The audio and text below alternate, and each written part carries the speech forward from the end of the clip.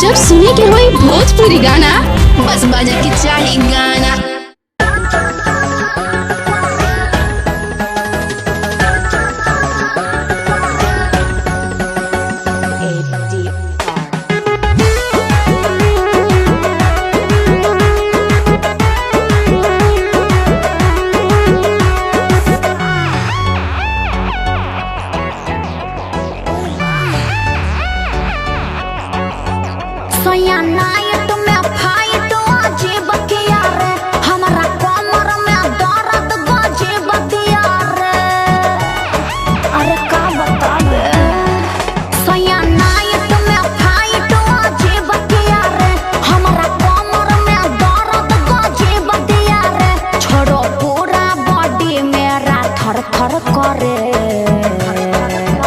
छोड़ो पूरा बॉडी मेरा थर थर करे।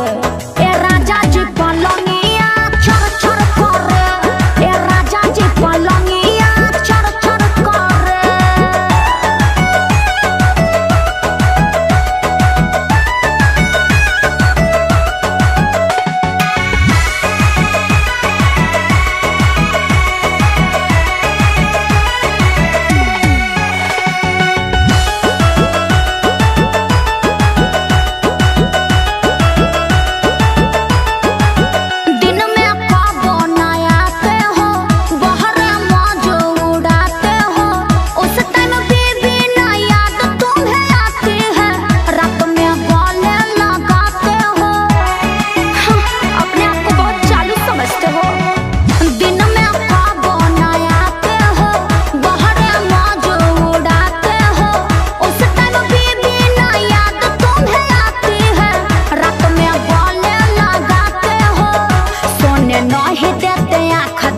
फर फर करे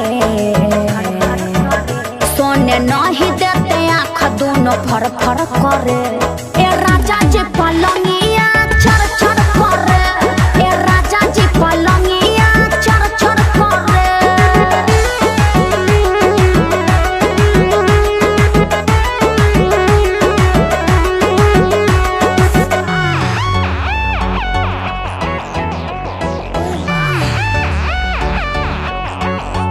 आधी आधी रात में जगाते हो, मीठी मीठी बातों में पुल्हाते हो। गगरी से पानी भरा हुआ छलका हल्का जोर क्यों लगाते हो? ओए माँ, आधी आधी रात में जगाते हो, मीठी मीठी बातों में पुल्हाते हो। गगरी से पानी भरा हुआ छलका हल्का जोर क्यों लगाते हो? रोहित मानो न जिया धड़ धड़ करे। पाठक रोहित मानो न जिया धड़ धड़ करे।